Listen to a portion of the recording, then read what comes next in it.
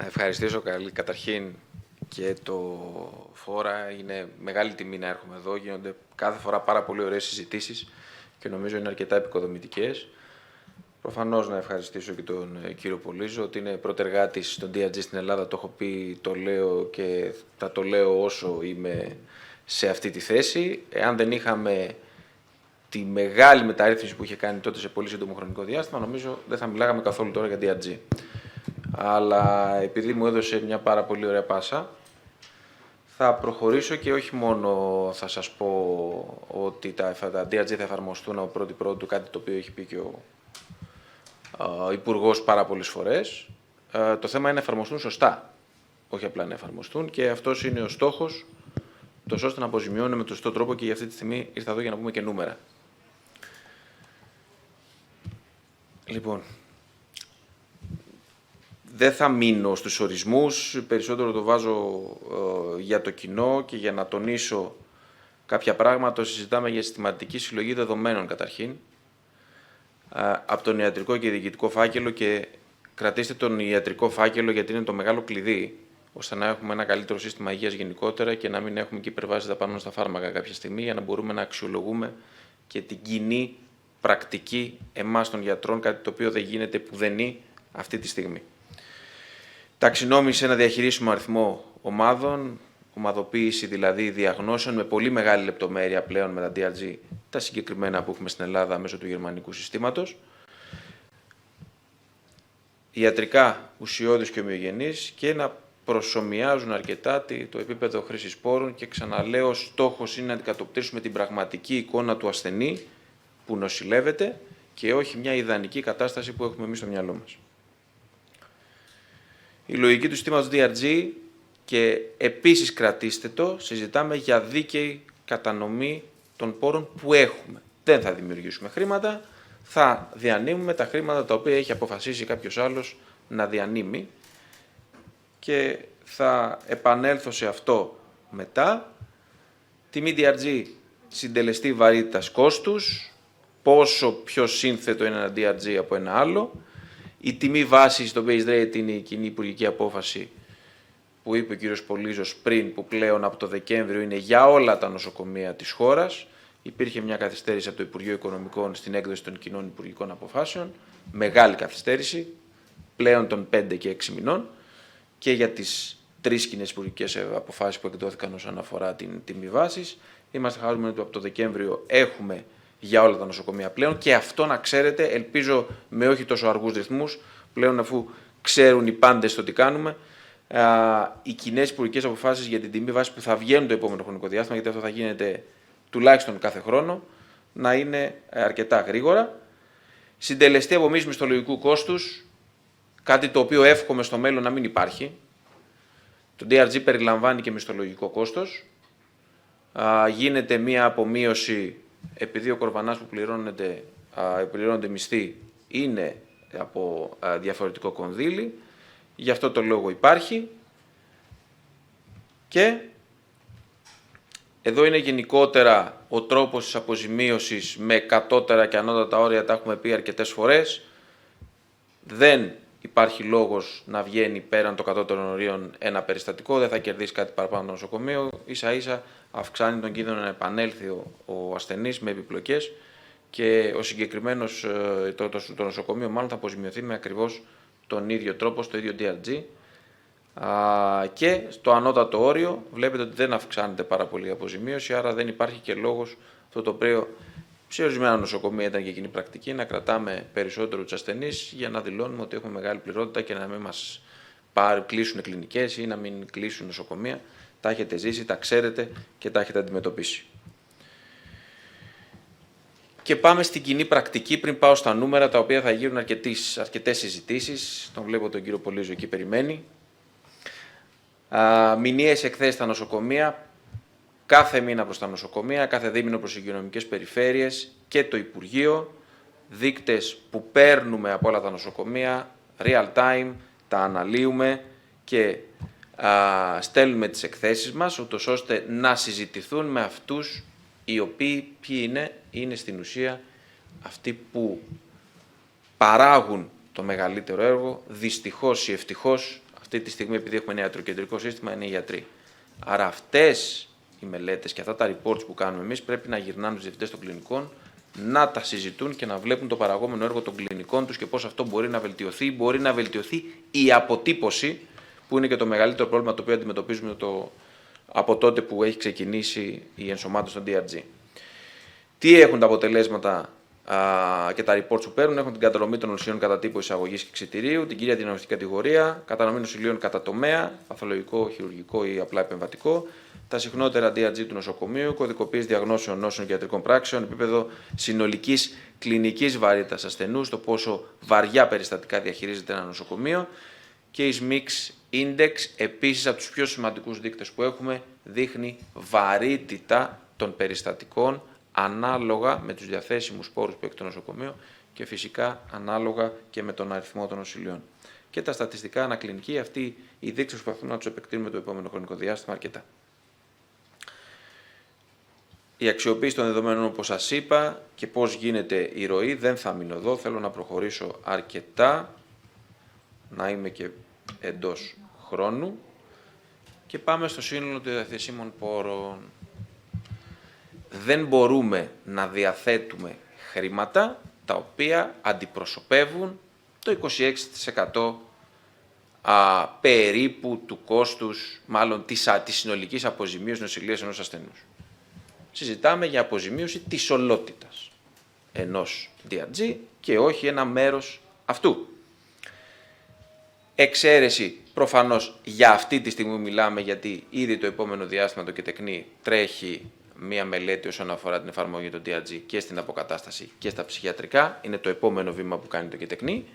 Αυτή τη στιγμή είναι εκτός. Και πάμε να δούμε αυτή τη στιγμή πώς χρηματοδοτούνται τα νοσοκομεία. Έσοδα από το κλομπάκ, έκτακτη επιχορήγηση, τακτική επιχορήγηση και μεταβιβάσεις του ΕΟΠΗ. Άρα οι μεταβιβάσεις του ΕΟΠΗ που από εκεί στην ουσία εκεί θα χρησιμοποιηθούν τα DRG, καταλαμβάνει ένα πάρα πολύ μικρό κομμάτι αυτή τη στιγμή που μιλάμε όσον αφορά την αποζημίωση των νοσοκομείων. Έξτρα έσοδα των νοσοκομείων από εκμισθώσεις ακίνητης περιουσίας, λοιπά έσοδα από την επιχειρηματική δράση, επιχορηγήσεις εργατικών προγραμμάτων και επιχορηγήσεις μηχανολογικού εξοπλισμού είναι κάποιες πηγές πολύ μικρές χρηματοδότησης. Αυτή τη στιγμή η επιχορήγηση από το Υπουργείο Υγείας εδώ είναι στο 67%. Επιτρέψτε μου να πω ότι ίσως φέτος ήταν και λίγο παραπάνω. Μεταβιβάσεις στο ΕΟΠΗ 26%. Δεν μπορούμε να μιλάμε για DRG εάν η χρηματοδότηση του ΕΟΠΗ δεν είναι επί το σύνολο. Δηλαδή το 95% του προϋπολογισμού των νοσοκομείων να πάει στον ΕΟΠΗ. Είναι κινήσεις που έχουμε κάνει το τελευταίο διάστημα. Είναι θετικό και το Υπουργείο να πάμε προς αυτή την κατεύθυνση. Τον τελευταίο τουλάχιστον δίμηνο γίνονται αρκετές συζητήσεις και με τον Υφυπουργό και με τον Υπουργό και με τη Γενική Γραμματέα, αλλά και με την Διοικήτρια και Πρόεδρο του ΕΟΠΗ. Θέλω να ελπίζω μάλλον ότι θα το καταφέρουμε το 2025 να μπουν τα DRG με τον σωστό τρόπο, άρα όλος ο προϋπολογισμός του νοσοκομείου με ένα 5% εξαίρεση που είναι η μισθή των επικουρικών γιατρών και εφημερίες και επίσης ένα κομμάτι ασφάλειας, το οποίο είναι λογικό να θέλει το Υπουργείο να κρατήσει, να φτάσουμε σε αυτό το 90 με 95% το οποίο σας είπα.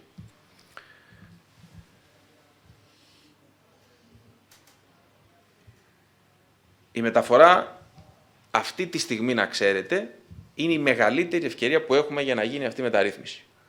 Νομίζω δεν θα την ξαναέχουμε στο μέλλον, δεν θέλω να είμαι απεσιόδοξος στον αυτό. Νομίζω η μεγάλη ώρα είναι τώρα, ώστε να γίνει επιτέλους η αποζημίωση των νοσοκομείων βάσει του παραγόμενου έργου. Και επειδή υπάρχει τεράστιος φόβος από αρκετούς, ότι τι θα γίνει με τα νοσοκομεία, θα κλείσουν τα νοσοκομεία και δεν θα αντέξουν να επιδοτείται μόνο, μάλλον να αποζημιώνεται μόνο το παραγόμενο έργο τους,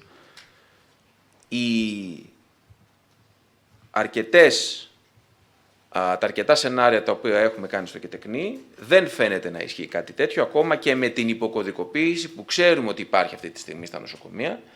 Υπάρχει μια υστέρηση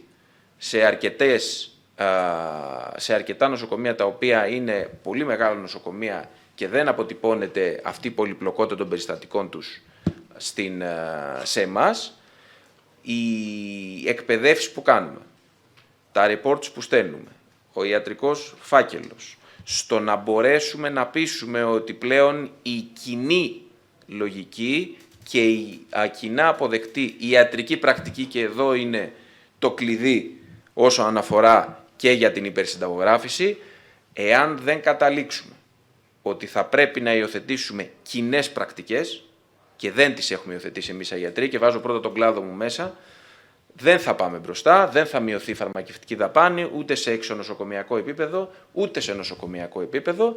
Εκεί είναι το μεγάλο κλειδί.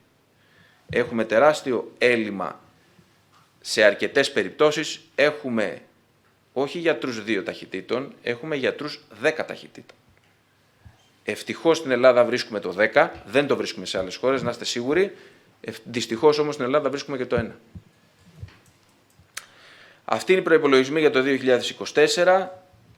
Αναϊγειονομική περιφέρεια. Επενθυμίζω, η τιμή βάσης είναι αναϊγειονομική περιφέρεια.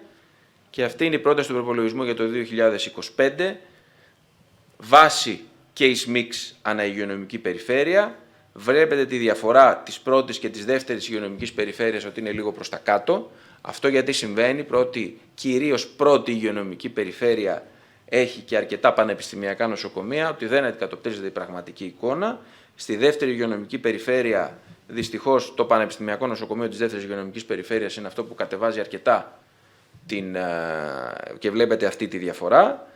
Η 7η υγειονομική περιφέρεια, επίσης, εκεί υπήρχε ένα άλλο πρόβλημα, το οποίο ευτυχώς και με την παρέμβαση του κ. Παπαβασιλείου, ναι, μεν η 7η υγειονομική περιφέρεια ήταν η πρωτοστάτησα, εκεί αντιμετωπίσαμε ένα πρόβλημα με τα πληροφοριακά συστήματα, γιατί ήταν μια υγειονομική περιφέρεια που μπήκε πρώτα και κάποιες παθογένειες βγήκαν αργότερα. Ευτυχώς τις λύσαμε και νομίζω και τα ποσοστά αυτά θα βελτιωθούν. Και κάποιος θα πει, πάρα πολύ ωραία λέτε εσείς, αυτή την υστέρηση στην πρώτη και στη δεύτερη υγειονομική περιφέρεια, τι θα κάνουν τα νοσοκομεία τα μεγάλα. Θα σας το απαντήσω προς το τέλος, θα σας δείξω λίγο την τιμή βάσης ανά υγειονομική περιφέρεια. Η γραμμή οριζόντια που βλέπετε είναι η τιμή βάσης, δηλαδή τι σημαίνει αυτό, η μέση αποζημίωση, δεν θα πω κόστος, η μέση αποζημίωση του περιστατικού ανά υγειονομική περιφέρεια. Τα νοσοκομεία τα οποία υπερβαίνουν σημαίνει ότι υπερχρηματοδοτούνται. Τα νοσοκομεία τα οποία βλέπετε ότι είναι κάτω από αυτή τη γραμμή υποχρηματοδοτούνται, και τα νοσοκομεία τα οποία είναι ακριβώς στη γραμμή λαμβάνουν ανάλογα χρήματα με το παραγόμενο έργο τους. Δεύτερη υγειονομική περιφέρεια, δεν θα σταθώ στα νοσοκομεία, αυτές είναι συζητήσεις που γίνονται σε επίπεδο υγειονομικής περιφέρειας και σε επίπεδο νοσοκομείων, το γνωρίζουν όλα τα νοσοκομεία και σκοπός είναι να βελτιωθούν όλοι αυτοί οι δείκτες, ούτως ώστε να έχουμε βελτίωση των αποτελεσμάτων. Εδώ θα μείνω λίγο στην 7η, γιατί είναι ο κ. Παπαβασιλείου εδώ.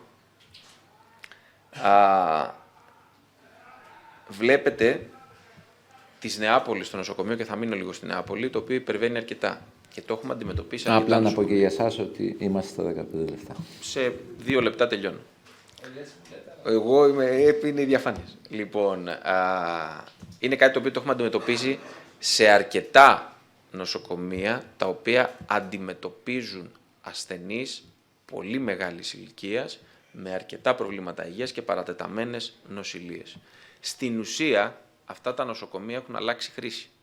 Χωρίς να το ξέρουμε, ή μάλλον το ξέρουμε, αλλά το βάζουμε κάτω από το χαλί. Στην ουσία είναι νοσοκομεία τα οποία παρέχουν γυριατρική φροντίδα, με στελέχωση όμως και εξοπλισμό νοσοκομείου. Καταλαβαίνετε ότι αυτό είναι μια στρέβλωση, και σε αυτές τις στρεβλώσεις, που είναι αρκετές και τις έχουμε αντιμετωπίσει στο ΚΕΤΕΚΝΗ το τελευταίο διάστημα πάρα πολύ, έχουν έρθει στο φως, προσπαθούμε να τις λύσουμε σε συνεργασία με όλους τους φορείς, και η συνεργασία μας και με την ΕΚΑΠΗ, γιατί και εκεί υπάρχουν κάποια θεματάκια. Είμαστε σε διαδικασίες να τα λύσουμε. Υπάρχει μια πάρα πολύ καλή συνεργασία και με τον ΕΟΠΗ και με την ΕΚΑΠΗ και με τον ΟΔΙΠΗ, να λύσουμε στρεβλώσεις που δημιουργούσαν προβλήματα στο σύστημα και τώρα απλά φαίνονται πάρα πολύ πιο έντονα. Σας είπα πριν αυτά τα νοσοκομεία που είδατε στην πρώτη υγειονομική περιφέρεια Κιλίος, τα οποία υπολείπονται όσον αφορά το 2024, που φαίνεται ότι να έχουν υποκωδικοποιήσει από τα στοιχεία τα οποία έχουμε και νομίζω το επόμενο διάστημα αυτό θα βελτιωθεί. Να ξέρετε ότι εμείς είμαστε πάνω από τα νοσοκομεία σε μηνιαία βάση και αν δούμε ότι τα στοιχεία αλλάζουν ένα δυναμικό σύστημα, θα προχωρήσουμε σε αλλαγές όσον αφορά την τιμή βάσης μέσω καινούριων υπολογισμών, γιατί οι υπολογισμοί του base rate είναι για προηγούμενη χρήση, άρα καταλαβαίνετε ότι συζητάμε για δυναμικότητα του συστήματος. Τα πανεπιστημιακά νοσοκομεία, προφανώς το κόστος ενός περιστατικού για ένα γενικό νοσοκομείο και για ένα νοσοκομείο δεν είναι το ίδιο. Και δεν είναι το ίδιο γιατί τα πανεπιστημιακά νοσοκομεία έχουν ερευνητικό έργο για το οποίο δεν πληρώνονται, έχουν ακαδημαϊκό έργο και έχουν και εκπαίδευση φοιτητών και γιατρών.